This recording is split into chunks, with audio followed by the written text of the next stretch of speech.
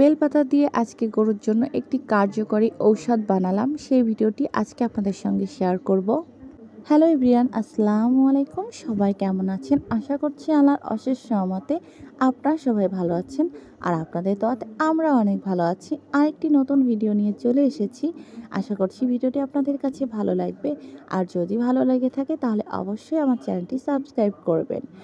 আজ প্রচণ্ড পরিমাণ রোদ বের হয়েছিল, আর এই শুকনো জালগুলো বাসার মধ্যে থেকে থেকে কেমন একটা সাদা সাদা কালার হয়ে উঠেছিল। তাই ভাবলাম কি শুকনো মরিচগুলো রোদ্দুরে দিয়ে যখন শুকিয়ে করকরা হয়ে যাবে তখন এগুলো ব্লেন্ডারে গুঁড়ো করে নেব।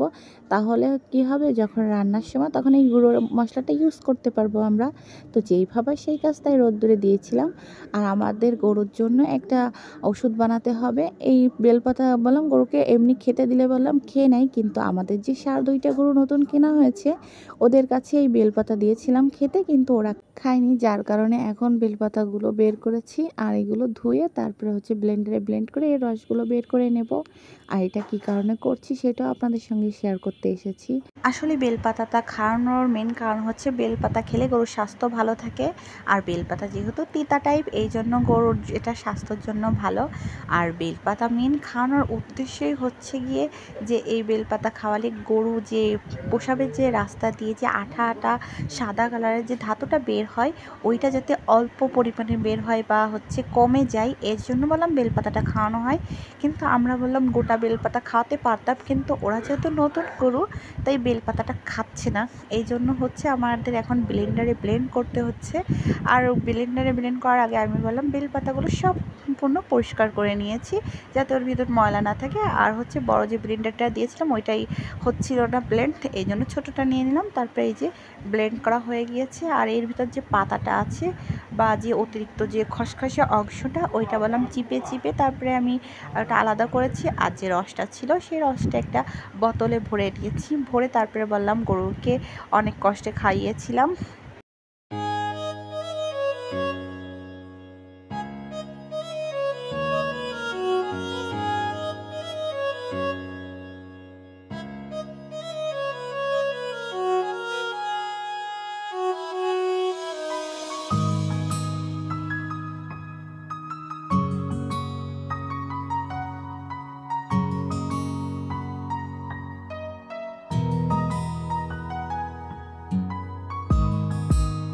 আমাদের যেহেতু 2টা গরু, তাই জন্য একটা বোতলে ভরে রেখেছি আর একটা আলাদা পাত্র রেখেছি।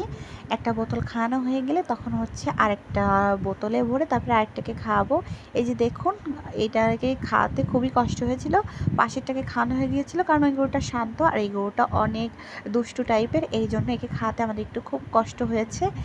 আর এই বেলপাতার রসটা শুধু গিয়ে ষাঁড় গরুদের জন্যই বানানো, বকনা গরুদের খাওয়ানোর কোনো প্রয়োজন নেই। আর এই রসটা খাওয়ানোর পরে গরুর যে পায়খানা, ওইটা বললাম একটু নরম হতে পারে। তো সব গরুর ক্ষেত্রে না, 2-1 গরুর হয় এরকম।